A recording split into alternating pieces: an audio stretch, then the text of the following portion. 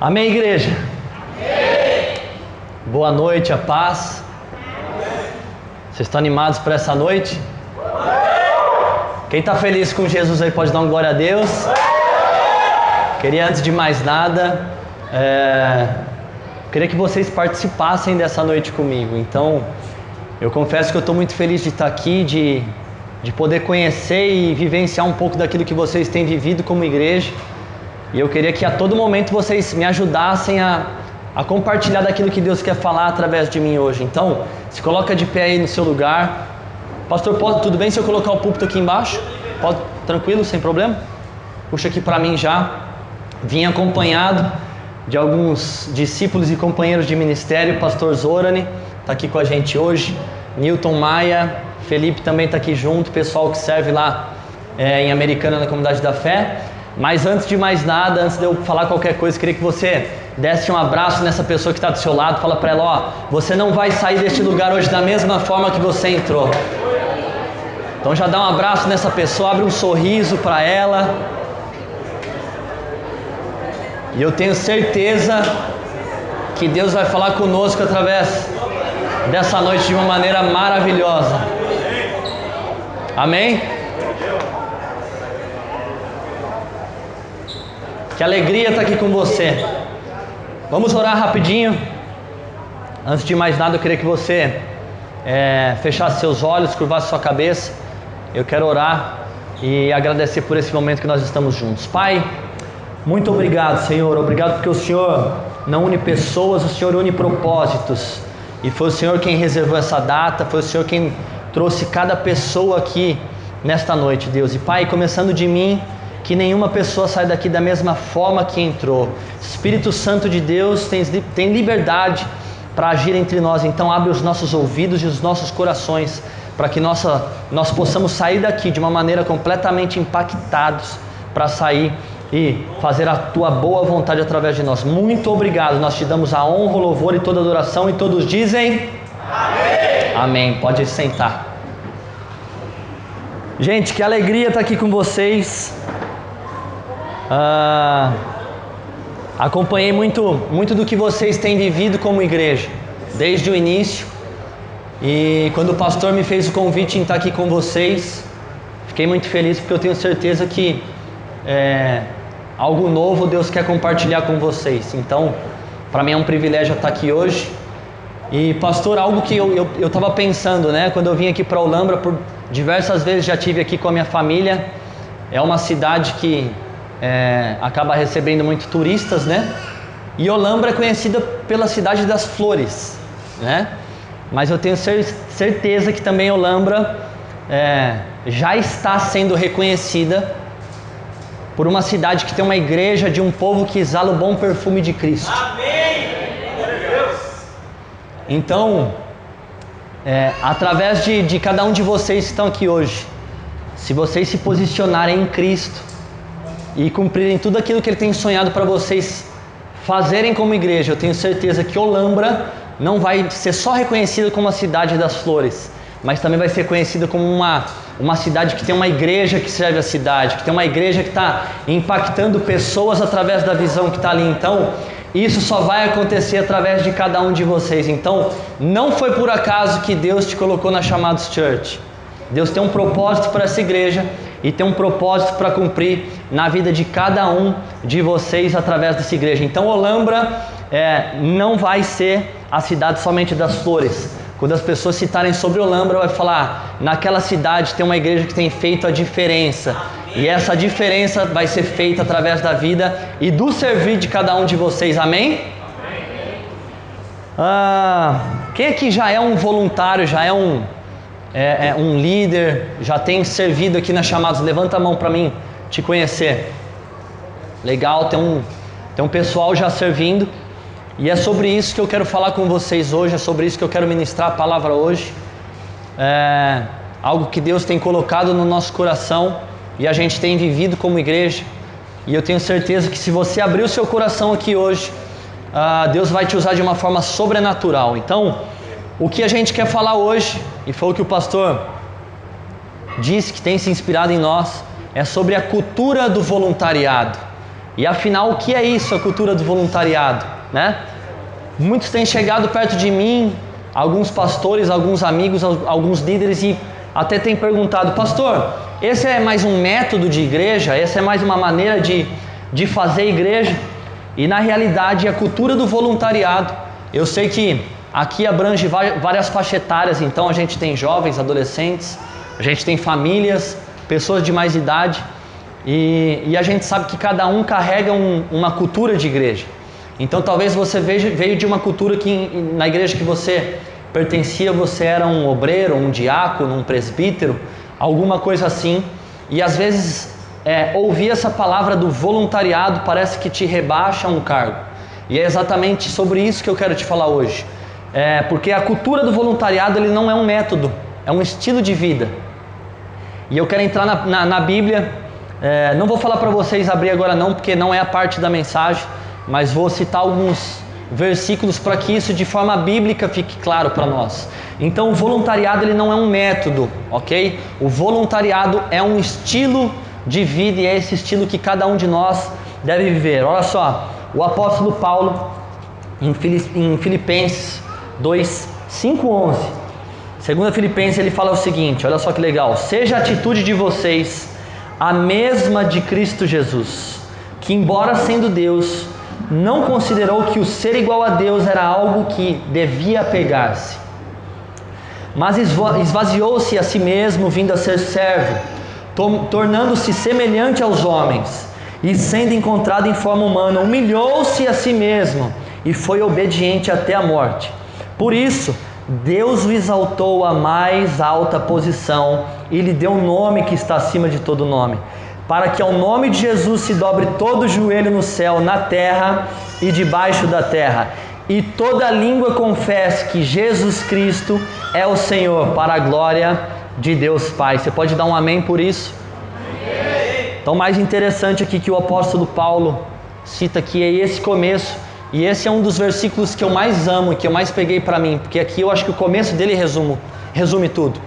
Ele está falando com a igreja, ali ele cita: seja a atitude de vocês a mesma de Jesus, porque embora ele sendo homem e sendo Deus, ele não se considerou igual a Deus, mas ele entendeu que ele precisava se esvaziar de si mesmo e se tornou humano, assim como nós. Então ele poderia ser Deus, mas ele preferiu ser humano. Tem uma frase que eu ouvi e nunca mais esqueci dela.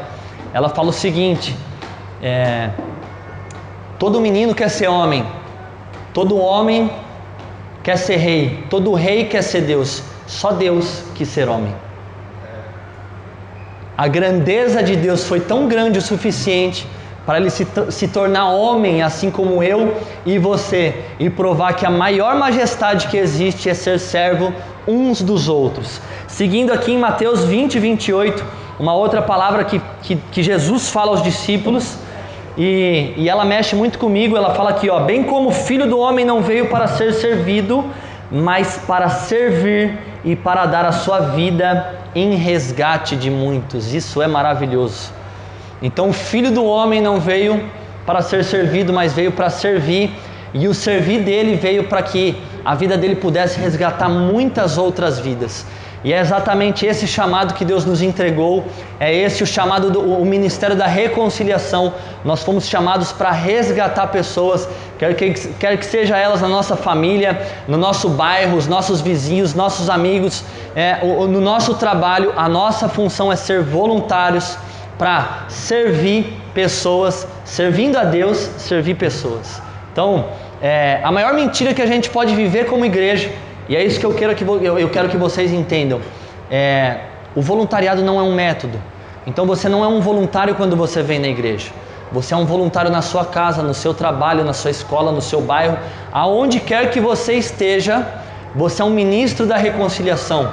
Então o seu papel não é vir para a igreja para cumprir uma função, mas aonde você está, a igreja está. Então você está sempre servindo pessoas. Você pode falar amém? Amém. E o mais interessante, eu anoto algumas coisas para mim sobre isso. Uma coisa que a gente precisa se antenar, e a igreja está avançando, a tecnologia, a ciência está avançando. E sabe uma coisa que eu peguei para mim? que essa coisa da gente depender de um cargo para servir está fora de moda, gente. Está completamente fora de moda isso era uma coisa do passado, é uma coisa que não acompanha os valores do reino, nem os princípios que Deus estabeleceu sobre nós. Então, servir não depende de um cargo. Pode cutucar quem está do seu lado aí e falar, ó, se você depende de um cargo para servir, você está fora de moda. Fala para a pessoa que está do seu lado aí.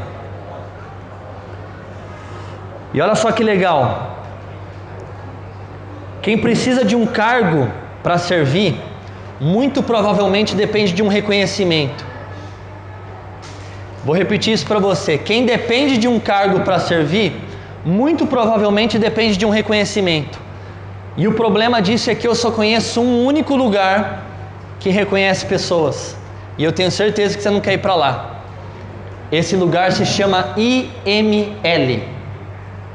O único lugar que reconhece pessoas é o IML. Alguém sabe falar o que significa IML? Instituto Médico Legal, é isso? Alguém quer ir para lá? Eu estou fora, tenho muito para viver, tenho muito para fazer. O único lugar que vai gerar reconhecimento de pessoas se chama IML.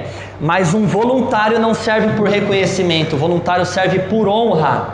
E a honra que vem do alto, olha só isso. João 12:26 cita aqui, ó, se alguém me serve, siga-me onde eu estiver, ali também estará o meu servo. Jesus está falando isso. E se alguém me servir, o Pai, aquele que está no alto, o honrará. Então, uma das coisas que a gente precisa entender é que eu sou um voluntário e eu não sirvo dependendo de um cargo. Eu sirvo porque a honra que vem sobre mim vem do alto, ela vem de Deus.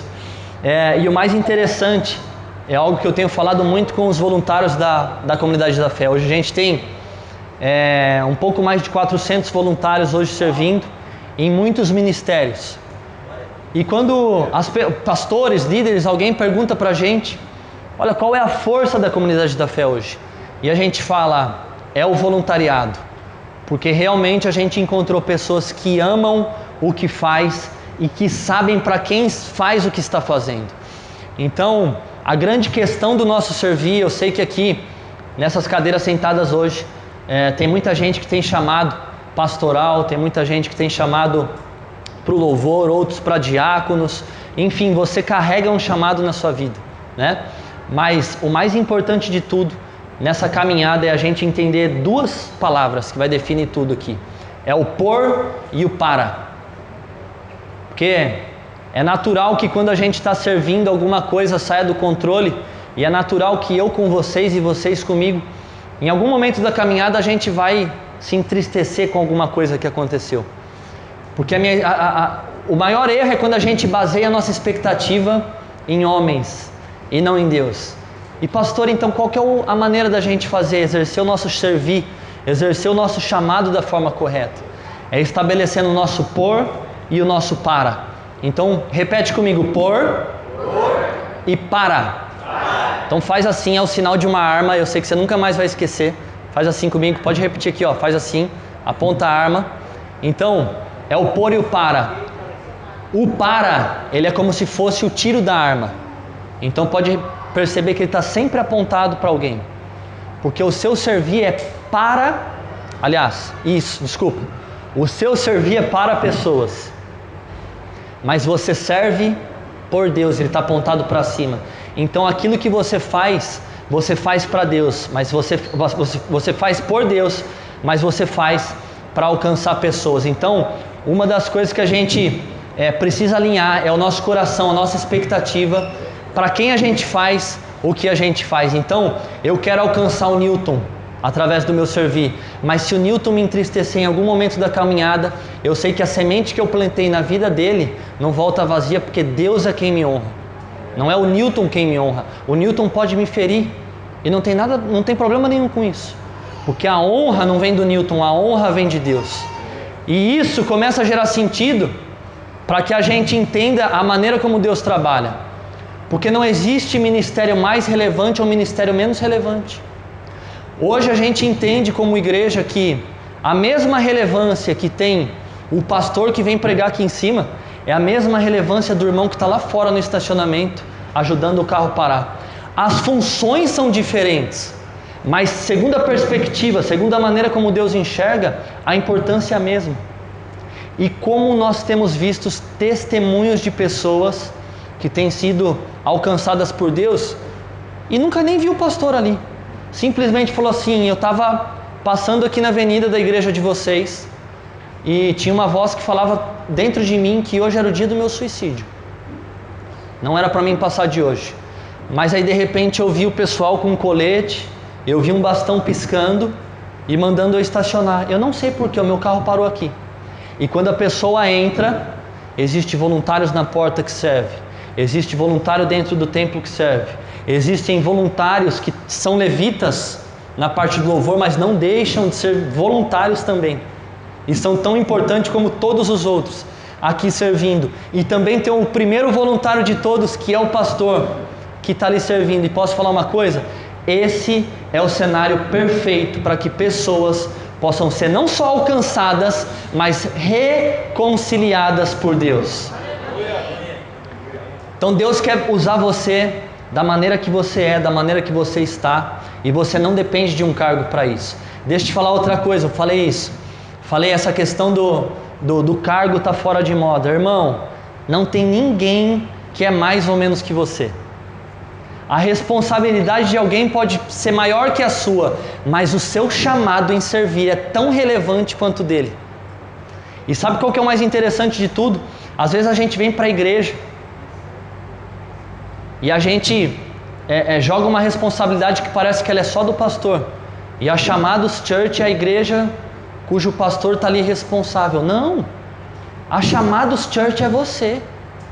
Aonde você vai, a Chamados chega. Quando você entra na sua casa, a Chamados entrou ali. Por quê? Porque você é a igreja. E sabe o que é o mais interessante disso tudo? O pastor constrói uma parte que Deus entregou na mão dele. Então ele está aqui com a palavra, ele está mandando a semente para vocês, plantando a semente. Mas vocês também são construtores dessa visão. E da mesma maneira que Deus tem usado o pastor para alcançar pessoas, Deus quer usar você de uma forma sobrenatural para que você venha reconciliar pessoas e que pessoas possam ser alcançadas de uma forma transbordante através da sua vida. Amém? E eu quero, pensando algumas coisas sobre isso, entendendo essa expectativa e essa relevância, né? Então, eu faço o que eu faço não por pessoas, mas eu faço para Deus. E a honra vem dele. Eu não preciso de reconhecimento. Reconhecimento é no IML. E o mais interessante é a gente entender essa questão da relevância do servir. Ninguém é menos importante. Pode ser que você sirva dentro de uma sala que ninguém te vê, mas deixa eu falar uma coisa para você. Deus está vendo o que você está fazendo. E toda vez que você serve, uma das coisas mais interessantes que eu ouvi no ano passado, isso mexeu muito comigo. Toda vez que você serve, muitas vezes você chega aqui na igreja até cansado, com problemas na sua casa. Muitas vezes você até nem tem vontade de vir para servir. Mas deixa eu te falar uma coisa. Toda vez que você serve, você não está fazendo um sacrifício para Deus. Você está plantando uma semente. E a palavra de Deus fala que toda semente plantada não volta vazia. Então nunca perca a oportunidade de servir na casa de Deus. Amém? Amém. Eu queria falar sobre alguns valores do voluntariado hoje, né? Para que isso fique mais claro, que você entenda a relevância de servir. Então, eu tenho certeza que você vai ser inspirado aqui nessa noite. Então presta atenção, porque eu tenho certeza que Deus vai falar com você. Amém? O primeiro ponto que eu anoto aqui para o voluntário, a primeira coisa que eu anoto é: a visão que eu sou parte é maior que a parte que eu contribuo. Repete comigo isso: a visão que eu sou parte é maior que a parte que eu contribuo. Pastor, o que você está querendo dizer com isso? Já percebeu? Não é aqui o caso em Olambra nem nas Chamados, tá? Isso aqui acontece muito em Americana e em outras cidades. Mas já percebeu que toda igreja tem aquele irmão que ele se sente a última cerejinha do bolo, ele é a última Coca-Cola do deserto, Irmão, a visão que você faz parte é muito maior que a parte que você contribui. Deixa eu te falar uma coisa, você pode ter dons, você pode ter talento, você pode ter chamado, você pode ter palavra profética, mas aquilo que você faz nunca vai ser maior do que o que Deus quer fazer. Então para nós é um privilégio entender que eu sou só um instrumento na mão de Deus. Eu sou só uma ferramenta. Que privilégio saber que Ele pode me usar para isso. E sabe o que é mais interessante? É que a igreja, nós estamos falando sobre as chamados agora. A igreja do Senhor, ela não se move por necessidade. Ela se move por propósito. Ou seja, ela não é uma igreja que atende uma demanda. O pastor está precisando disso. Ô pastor, tem que fazer isso. Ô pastor, a gente tem que começar a fazer. Precisamos disso. A igreja é uma igreja que compartilha a visão. E isso é o mais importante da gente entender. Que nem tudo que precisa é o que precisa ser feito. Em Apocalipse a Bíblia fala que Deus sempre vai falar com o pastor que é o anjo da igreja. Então pode ter certeza que toda vez que seu pastor libera uma palavra daqui, é a palavra que veio de Deus, do alto para a vida de vocês. Provérbios 29:18 fala que onde não existe uma visão profética, o povo se perde, o povo se corrompe. Então olha a importância da questão da visão, gente. A visão profética nada mais nada menos é que trazer o ponto de vista de Deus para a terra. Então às vezes parece que é algo que, se o pastor citar aqui, amados, essa é a visão da nossa igreja. Não é um método, não é uma maneira de enquadrar, de engessar, de colocar as coisas dentro de uma caixinha. É a maneira como Deus tem enxergado aquilo que vocês têm que viver. Então Deus sempre vai plantar no coração do pastor algo que Ele queira que a igreja esteja vivendo. Então a visão que você faz parte é muito maior que a parte que você contribui. E até pensando sobre isso, né? Voltando a falar o que eu citei no começo, a visão vai ser sempre maior do que aquilo que você pode fornecer, por mais talentoso que você seja. E aqui a gente pode citar o caso de Saul e Davi. Toda vez que Deus tiver algo para fazer, se você não for esse instrumento que vai ser usado para essa visão, Deus vai levantar um sucessor no seu lugar, porque a visão que Ele tem é maior do que aquilo que você pode oferecer. E o mais legal de tudo é que isso é normal. Muitas vezes a gente questiona algo que está acontecendo, né? Poxa, pastor, será que é isso aí mesmo? Meu Deus, mas poxa, será que essa parede é cinza, não devia ser amarela? Poxa, é natural, porque a natureza humana carrega essa questão. Mas sabe o que me vem no coração? Isso fala fortemente comigo. Me vem a história de Noé. E parece que é algo muito simples. Mas Noé, pensa comigo, ele era um agricultor. Ele estava numa terra que não chovia. E de repente um agricultor sai da sua função para começar a construir. Não é um barco, estamos falando de uma arca. Então imagina só se a gente conhecesse Noé nos dias de hoje. Ele, agricultor, começa a construir uma arca. Qualquer um de nós aqui ia passar e falar: esse cabra tá doido, bate muito bem da cabeça. Não é? Tá fazendo o que, cara? Vou construir uma arca. Para que uma arca? Porque Deus falou. Deus mandou eu construir uma arca. E por incrível que pareça, Noé foi taxado de louco até o dia que choveu, em uma terra que não chovia há 40 anos. O mais interessante, eu tiro isso para mim, o lugar mais seguro para estar naquele tempo era dentro da arca. O lugar mais seguro que você pode estar é dentro da visão que Deus estabeleceu para você viver como igreja. O lugar mais seguro que você pode caminhar é sobre a visão que Deus te entregou para caminhar como igreja. Então, repete isso aqui comigo, porque eu quero que isso fique firmado no seu coração. Repete comigo: no fim de uma visão dada por Deus, está o próprio Deus.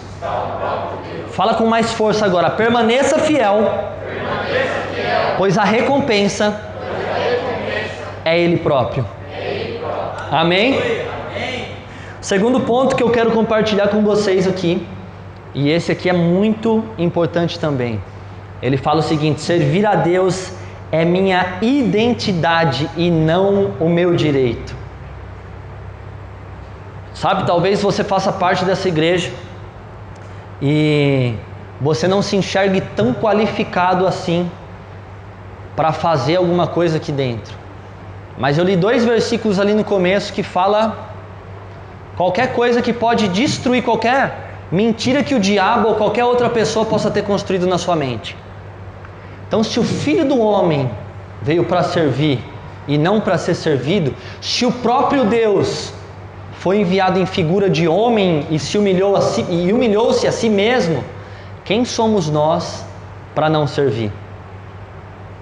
E talvez você carregue essa mentira de que você é desqualificado, ou talvez você pense que existe algo no seu passado, ou algo na sua história, ou algo que você está vivendo que te impede de você servir. Deixa eu te falar uma coisa, e eu quero falar isso debaixo do temor de Deus e com muita maturidade eu quero falar isso. Não quero dar uma margem para que você peque, mas nenhum pecado aqui, nem se a gente juntasse todos nós, com todos os nossos pecados, nenhum dos nossos pecados vai ser maior do que o sacrifício que Jesus fez por nós na cruz do Calvário.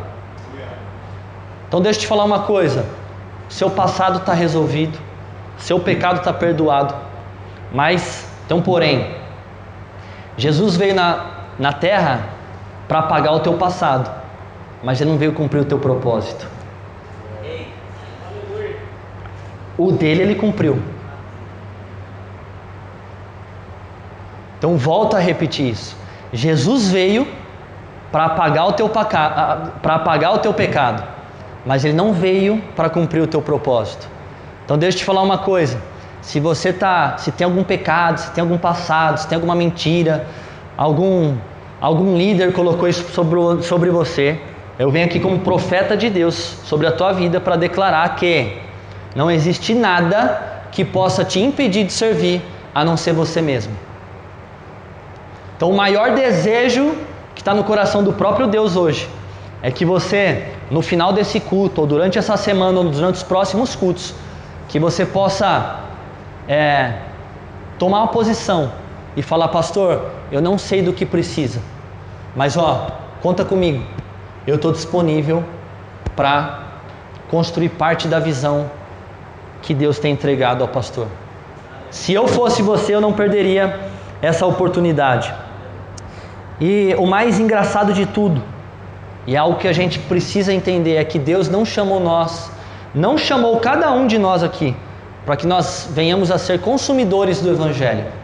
O Evangelho nunca foi para consumir, gente, sempre foi para fornecer. Então você não é um consumidor do Evangelho, você é um fornecedor do Evangelho. Sabe, algo que me veio à mente quando eu estava preparando isso, e Deus colocou no meu coração: quando a gente entra em vários lugares, casas, até de pessoas que não são cristãs, a gente vê uma Bíblia ali aberta, com o Salmo 23 aberto, né? O irmão vai em alguma igreja? Ah não, a gente deixa aí, a Bíblia está aí aberta, aí no Salmo 23. Aquilo acaba se tornando até um jargão, né? Mas a parte que mais me intriga aqui no Salmos 23 é o versículo 5, que fala: preparas uma mesa perante mim na presença dos meus inimigos, unge a minha cabeça com óleo e o meu cálice transborda. E talvez por muitas vezes a gente entendeu esse versículo de forma errada, porque a mesa que Deus prepara para nós perante os nossos inimigos, não é o inimigo que eu estou falando, é aquele chefe lá que está pegando no seu pé, não é a vizinha fofoqueira que vive falando mal da sua vida, não é aquele cunhado chato que vem na sua casa, não é esse inimigo que eu estou falando, não. O inimigo que muitas vezes Deus prepara a mesa, a mesa que Deus prepara perante os nossos inimigos são as lutas internas que cada um de nós carrega. Muitas vezes os nossos inimigos são as nossas desculpas, os nossos pecados, as nossas mentiras, as nossas opiniões, as nossas inverdades. e tudo aquilo que nos atrapalha de viver uma vida de servo, de servitude, de servir com atitude. O mais legal aqui é o seguinte: ei, quando Deus unge a sua cabeça com óleo, seu cálice transborda. Sabe o que acontece? Se você estiver na mesa aqui comigo agora e eu derrubar um galão de água, todo mundo que está na mesa vai se molhar. A unção que Deus já plantou dentro de você, ela é tão grande, mas tão grande, mas tão grande, que ela não é para ser consumida, ela é para ser fornecida. Então, começa a botar para fora aquilo que Deus colocou em você, e todos os seus medos vão cair por terra hoje, em nome de Jesus. Eu não sei se você pega essa palavra, eu não sei para quem é essa palavra aqui nessa noite, mas eu tenho certeza que todo medo, toda insegurança, todo pecado, toda mentira, toda palavra maldita que te impedia de servir, está caindo por terra hoje, e a partir de hoje você começa a viver os melhores dias da sua vida em nome de Jesus. Amém? E pensando nessa questão do servir a Deus é minha identidade e não meu direito, eu penso algo me vem à cabeça muito forte. Eu anotei essa frase para mim: ninguém precisa fazer favor para o Deus do favor. Ninguém precisa fazer favor para o Deus do favor. Olha só, Sadraque, Mesaque e Abednego foi lançado na fornalha. Alguém foi lá apagar o fogo? Daniel foi lançado na cova dos leões. Alguém segurou o leão? Quando o povo estava atravessando o mar, alguém construiu uma plataforma, uma ponte para que eles passassem por cima do mar? Ei, ninguém precisa fazer favor para o Deus do favor. Então, servir a Deus não é um direito, é um privilégio. É leve, é gostoso, é prazeroso. Por quê? Que gostoso a gente saber que a gente é só uma ferramenta na mão do Deus Todo-Poderoso. E para fechar essa parte, quem aqui trabalha com carteira assinada? Levanta a mão para mim te ver. Bastante gente trabalha com carteira assinada. Quando você trabalha com carteira assinada, você tem direitos, correto? Férias, 13º e tudo mais. E pensando sobre isso, algo me veio à cabeça, pastor. Que quem trabalha para receber algo, correto? Você trabalha os seus 30 dias e você quer receber seu salário. Mas só pode dar algo quem já entende que recebeu. Eu vou repetir isso para você porque talvez pode ser que não tenha feito muito sentido. Quem trabalha para receber algo, mas só pode dar algo quem já entende que recebeu.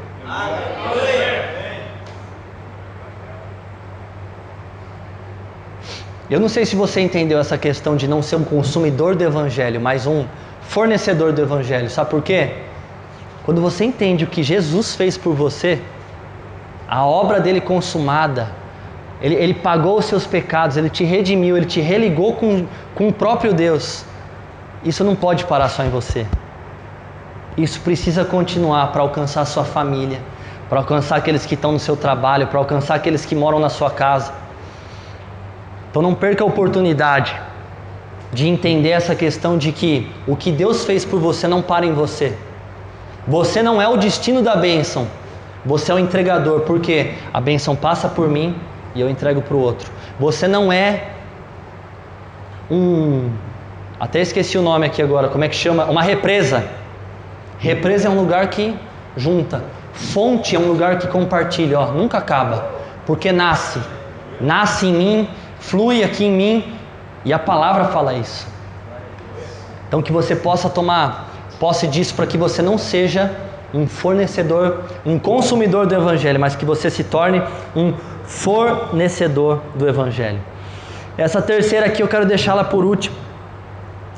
Vou passar aqui para a quarta, e essa aqui é muito boa também. União é mais importante que a minha opinião. Essa pega, né? Porque vamos falar sério, não é o caso aqui na Chamados, nem em Olambra. Lá em Americana acontece muito, tá, gente? Aqui eu sei que não. Mas ô mania que a gente tem de ter a boca grande, né? Ô mania que a gente tem de falar e falar e falar. E sabe uma coisa interessante? Que toda vez que eu procurei na Bíblia as palavras eu acho, na minha opinião, não concordo, eu penso que, eu nunca encontrei isso. Mas toda vez que eu procurei na Bíblia a palavra união ou unidade, muita coisa a gente vê acontecer através disso.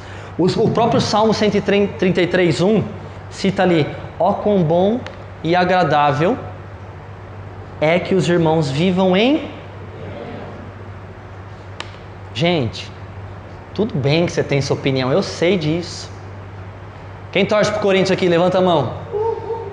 Cadê os corintianos, gente? Ah, tá tudo convertido, é? Quem é palmeirense aqui, levanta a mão. Quem é São Paulino aqui, levanta a mão. Nossa, vocês estão... Ainda tem uma parte para se converter. Tem uma parte para se converter, né? Quem é santista aqui? Não tem, né? A galera da 80, 90 anos não entra aqui. Mas o que eu quero dizer com isso? Seu time é o melhor do mundo. Concorda? Se eu perguntar para a galera do Corinthians aqui, quer torcer pro Palmeiras? Não. Quer não. Ó, Deus até já usou já para revelar ali, ó, não tem mundial. Não é mentira. Então qual que é a questão? Onde que eu quero chegar com isso? Cada um carrega uma opinião, pessoal.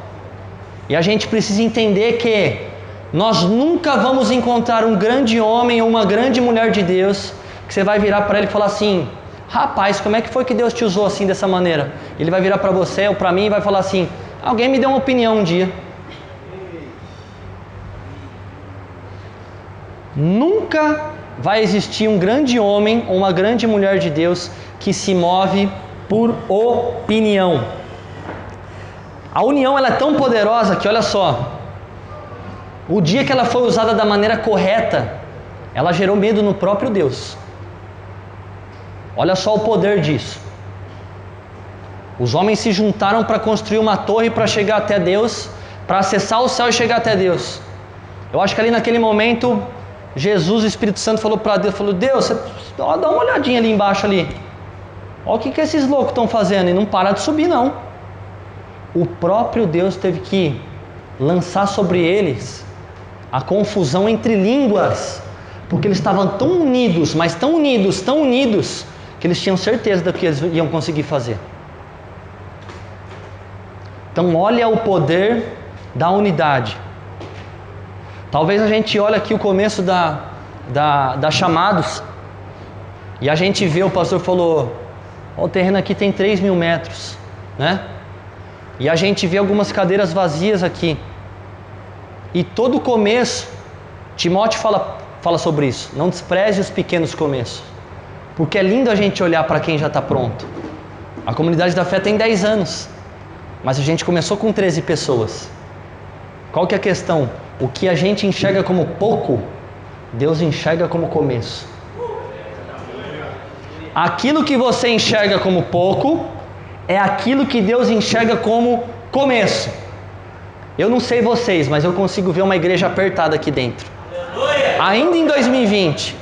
Sabe aquela dor de cabeça boa? Pastor, não tem mais onde pôr cadeira. Pastor, pelo amor de Deus, não tem mais onde pôr carro. Pastor, o que nós vamos fazer? Irmão, vem cada um com a sua marreta aí, com o seu martelo, nós vamos quebrar tudo isso aqui. E em nome de Jesus, nós vamos ver Olambra sendo alcançada através das chamados. Eu não sei se você está com expectativa para isso, mas eu que estou em Americana estou. E Deus é um Deus que trabalha de acordo com a sua expectativa.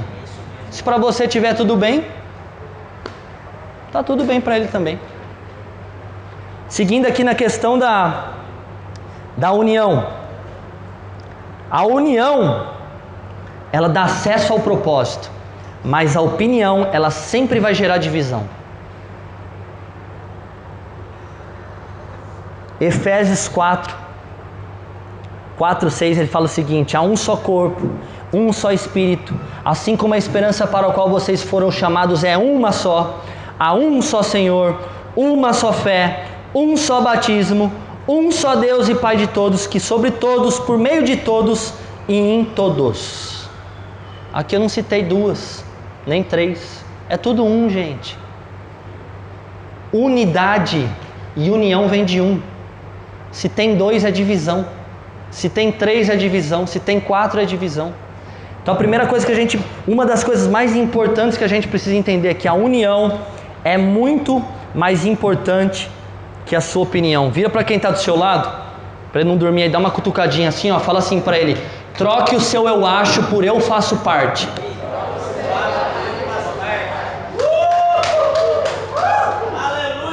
Essa é uma noite para a gente sair daqui com isso no coração.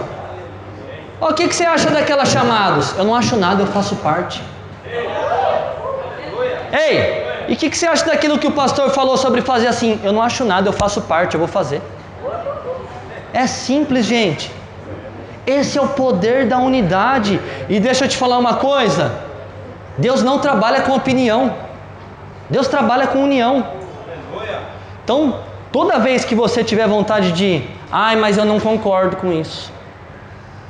Não, pastor, isso eu não acho. Deixa eu falar uma coisa para você. Eu tenho me submetido a isso, eu tenho aprendido sobre isso.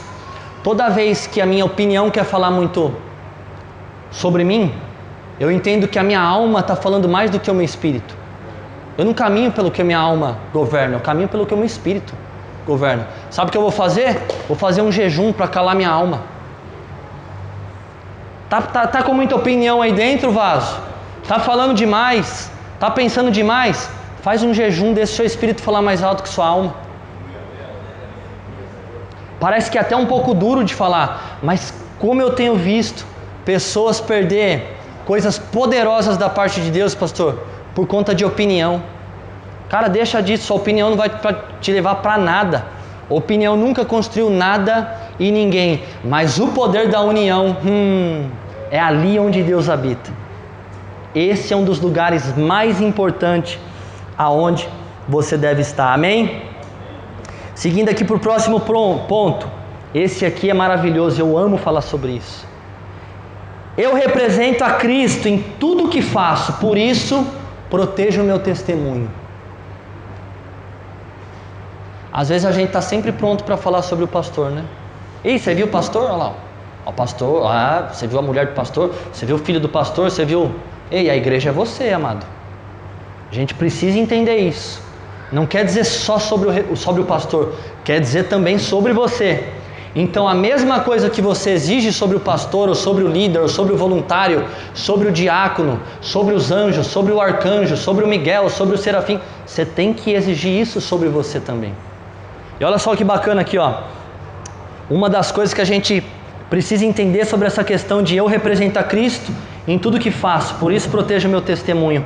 Nunca confunda santidade com bom testemunho. Nunca confunda santidade com bom testemunho. Por quê?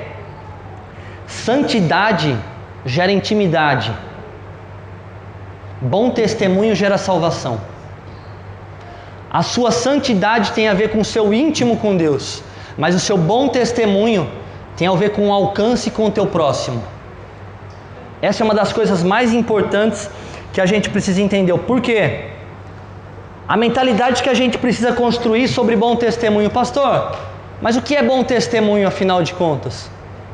Irmão, o que a gente precisa entender é que eu sou a Bíblia que alguém está lendo.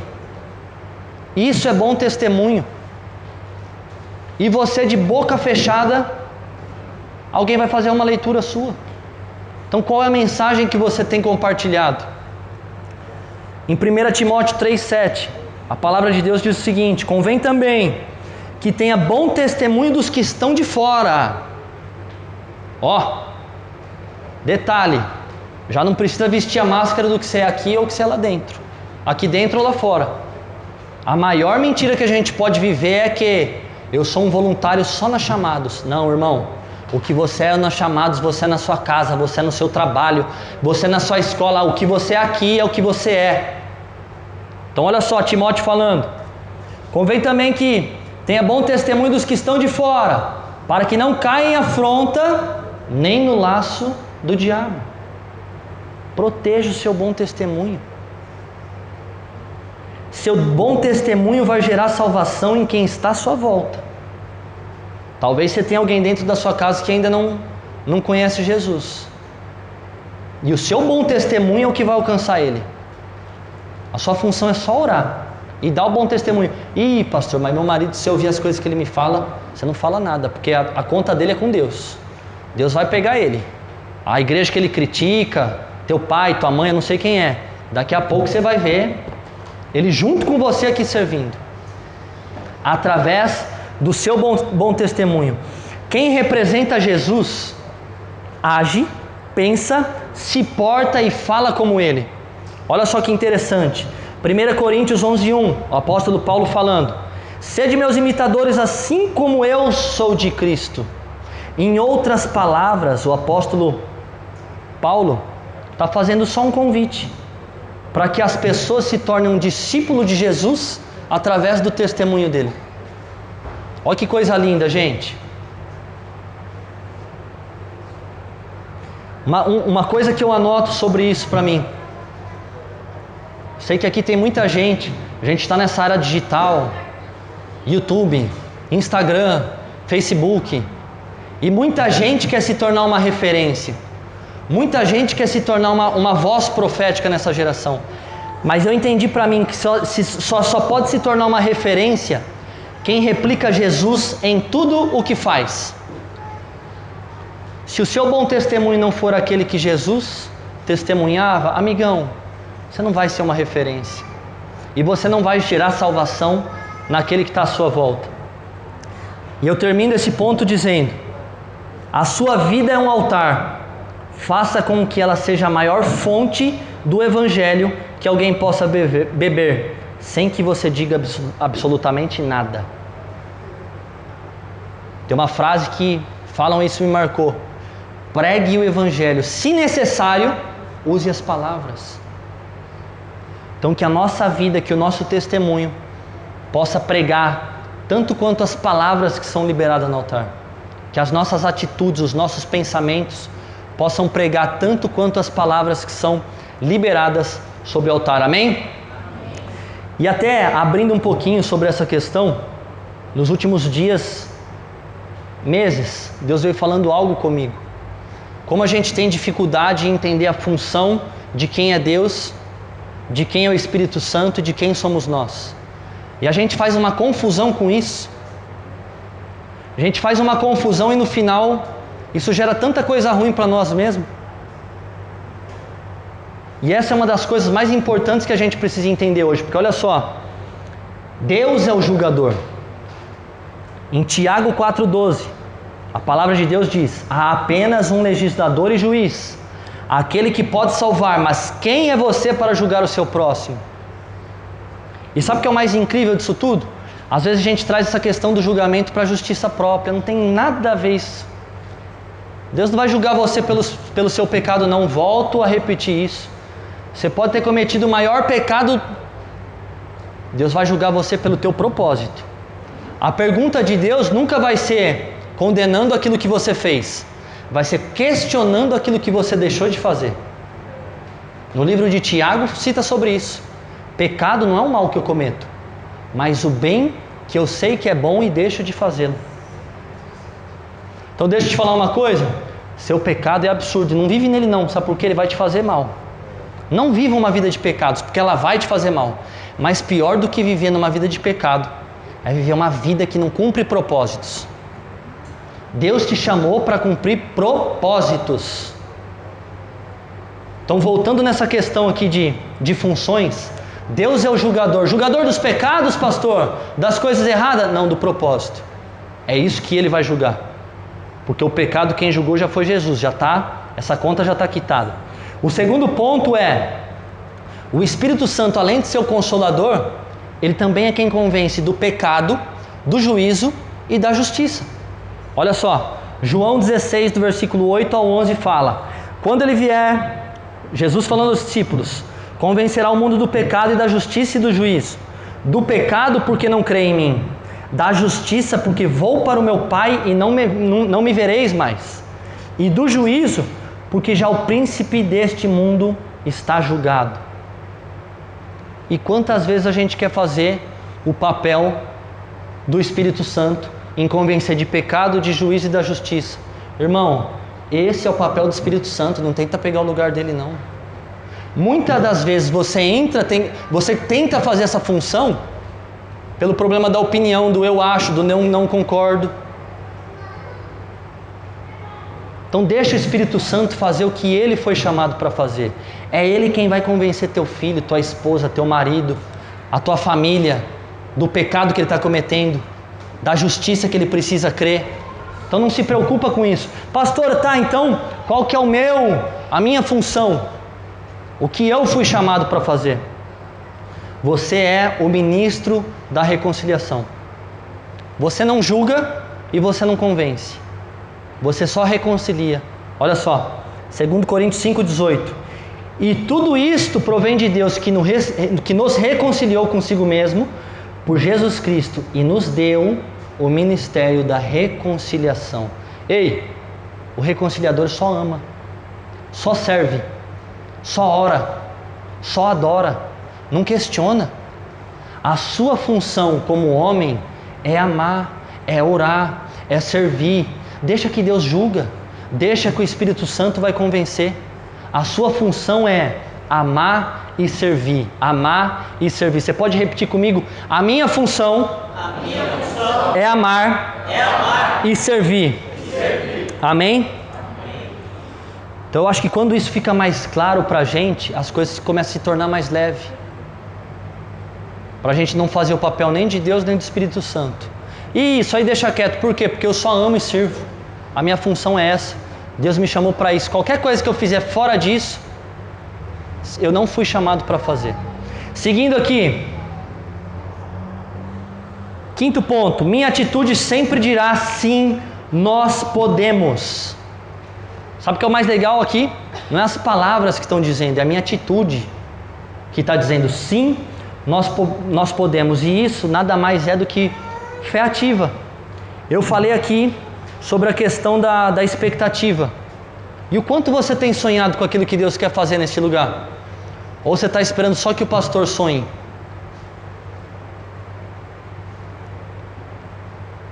Então a nossa atitude tem que dizer sim, nós podemos. Essa questão também, ela fala sobre mão na massa, sobre servir, sobre ajudar, sobre alcançar.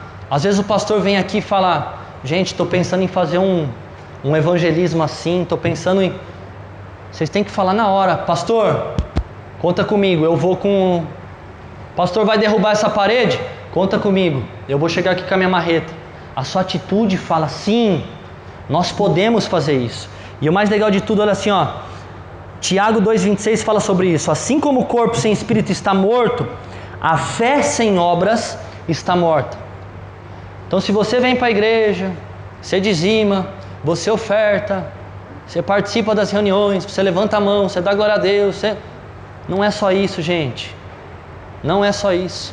Deus te chamou para frutificar. Deus te chamou para fornecer. Deus te chamou para, transbordar.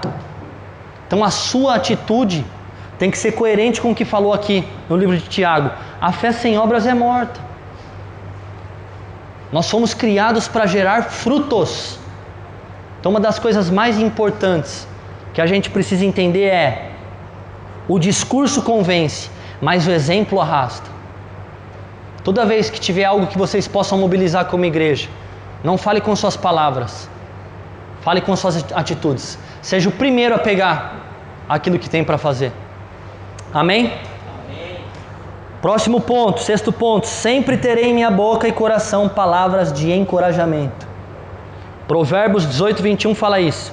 O que você diz pode salvar ou destruir uma vida. Portanto, use bem as suas palavras e você será recompensado. Tem gente que tem a língua que parece uma faca, né, gente? Falou uma coisa e matou o irmão ali, por causa de uma palavra que não precisava ser expressada. Só que sabe uma outra coisa que eu aprendo com essa palavra de Provérbios? E isso é muito importante para nós que queremos servir. As palavras têm poder de gerar morte na vida dos outros, mas o silêncio também gera. Tem muita gente que vai chegar aqui nessa igreja e o silêncio do seu abraço, o silêncio do seu sorriso, o silêncio do seu que bom que você veio, que alegria te ter aqui, vai deixar de ser cura na vida dela.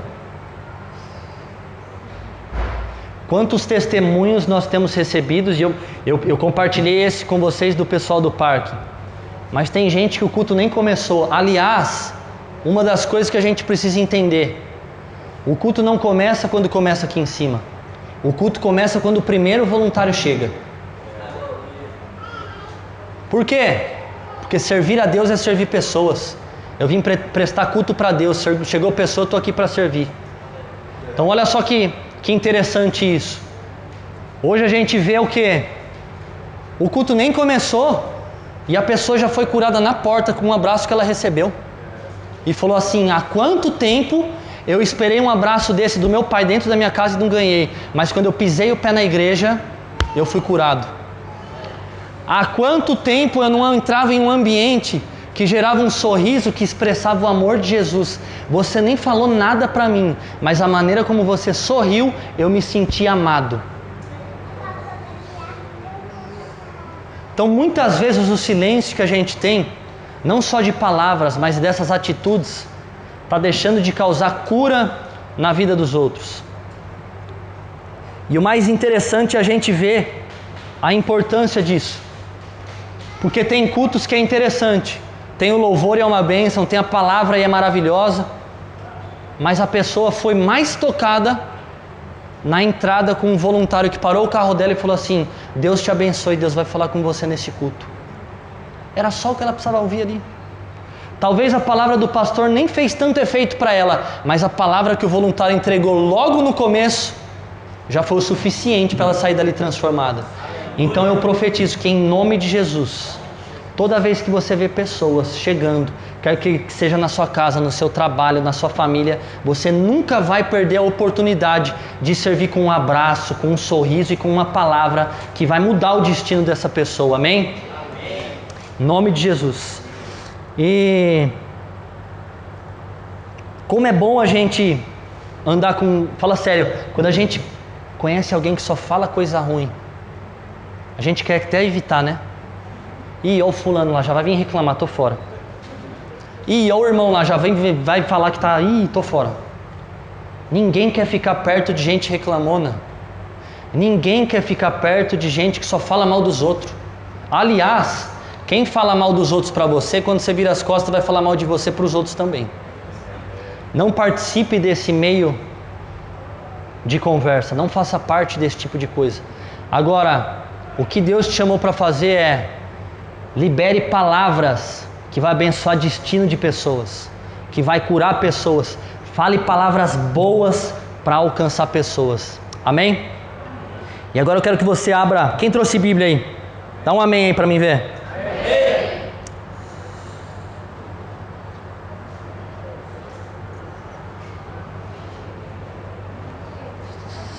Bom, eu quero ler essa parte aqui, não precisa abrir ela não. Fica tranquilo aí, porque senão eu vou tomar muito tempo. Eu quero pegar só uma parte dela. Mas vamos lá. Todos aqui conhecem a parábola do bom samaritano, amém? Amém? Quem conhece aqui? Então olha só que bacana, essa parte aqui, eu quero terminar com ela. E ela fala muito comigo. A atitude do meu coração tem mais valor que o talento que está em minhas mãos.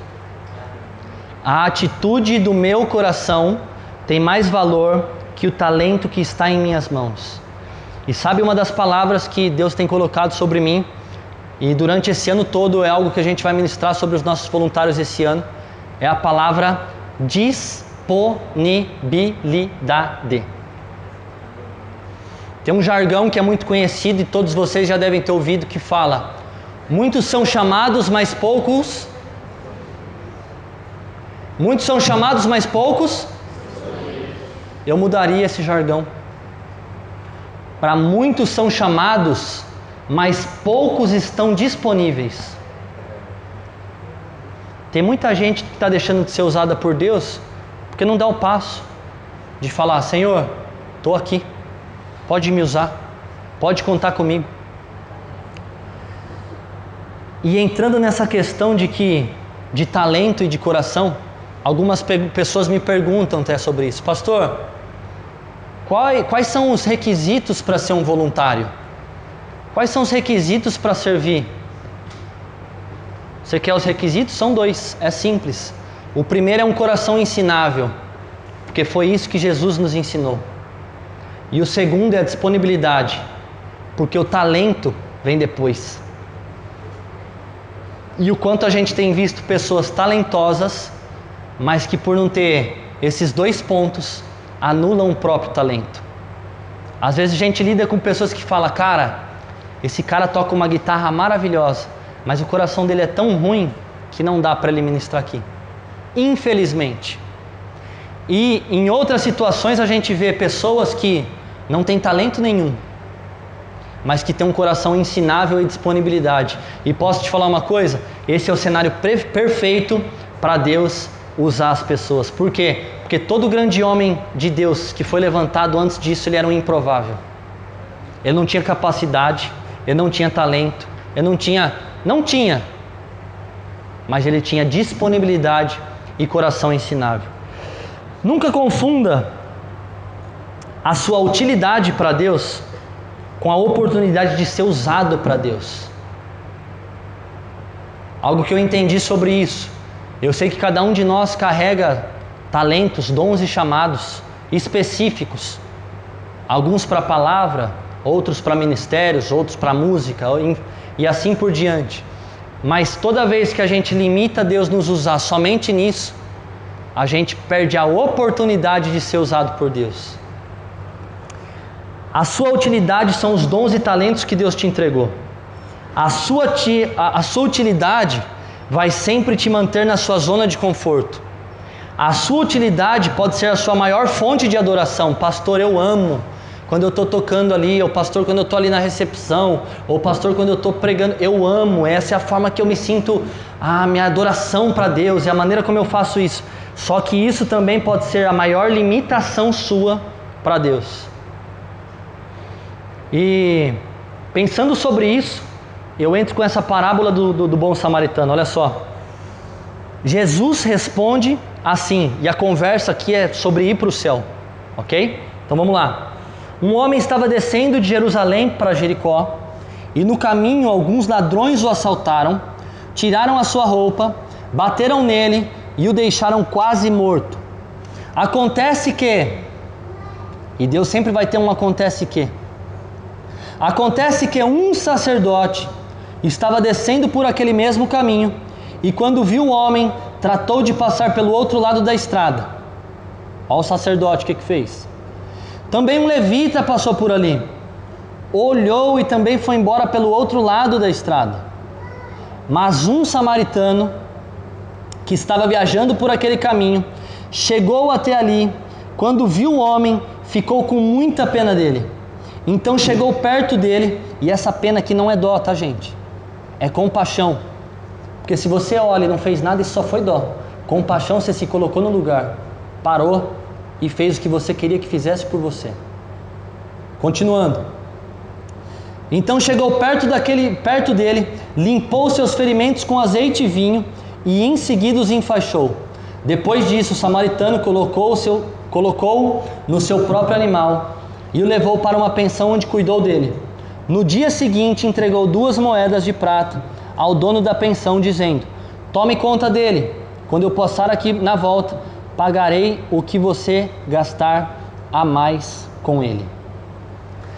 E a gente falando sobre essa questão de utilidade e ser usado para Deus, eu acho que esse é o texto que fala mais forte sobre isso. Porque a gente vê aqui que o sacerdote passou e viu o homem. Imediatamente acho que ele pensou: preciso ir para o templo, porque eu vou fazer os sacrifícios que vão acontecer ali. Não posso parar. O levita passou e viu o mesmo homem, mudou de lado e também acho que deve ter pensado: eu não posso porque eu tenho hora para chegar, porque eu preciso estar no templo para organizar para a reunião que vai acontecer ali. Mas o samaritano entendeu, e essa é a perspectiva que eu quero que a gente saia daqui hoje. Ele não perdeu a oportunidade de servir aquele homem que não tinha nada para oferecer a ele, a não ser trabalho.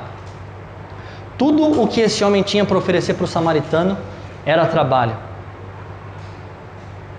Quando ele para ali para servir, esse homem, o mais interessante de tudo, que não foi só ajuda, e eu falei sobre essa questão da dó e da compaixão, ele se colocou no lugar, ele se compadeceu, ele sentiu a dor daquele homem.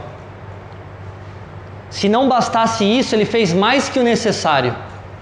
Além de limpar as feridas do homem, ele leva o homem até um lugar que ele pudesse ser tratado e fala ali para o rapaz: ó, toma aqui para cuidar dele, e se faltar alguma coisa, eu ainda volto para acertar. Certamente nesse texto aqui o que eu entendo é, tanto o levita quanto o sacerdote perdeu a oportunidade de servir a Deus ali. Porque servir a Deus é servir pessoas. Mas o samaritano não.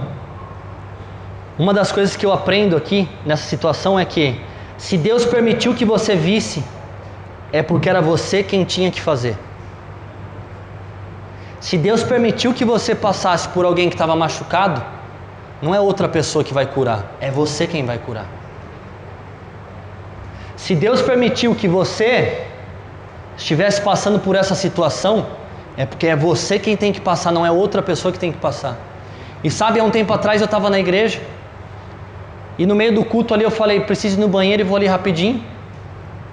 Logo eu saí e entrei no banheiro, e quando eu entrei no banheiro eu me deparei com algo que me incomodou.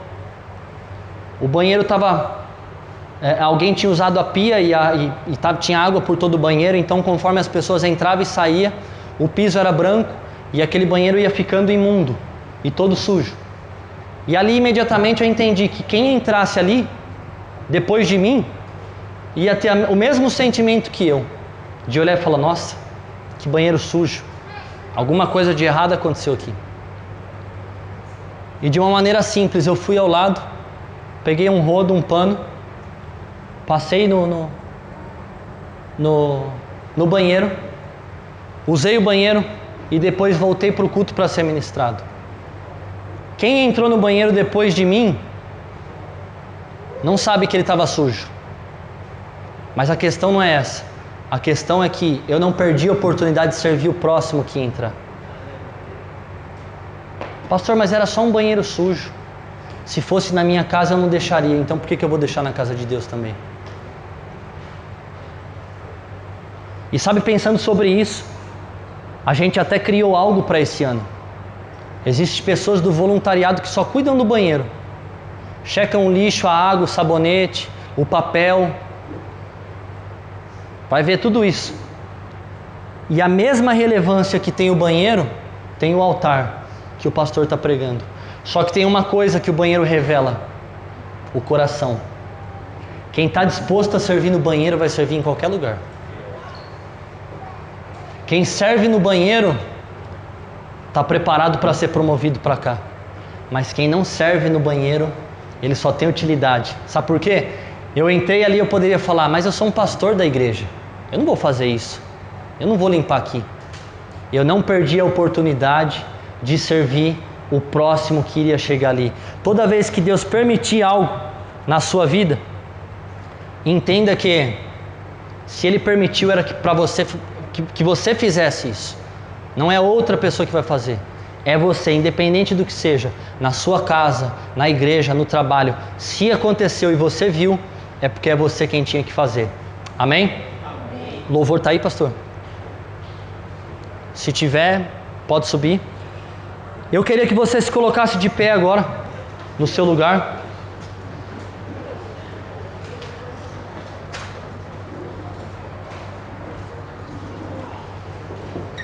E eu quero fechar essa parábola do bom samaritano com isso.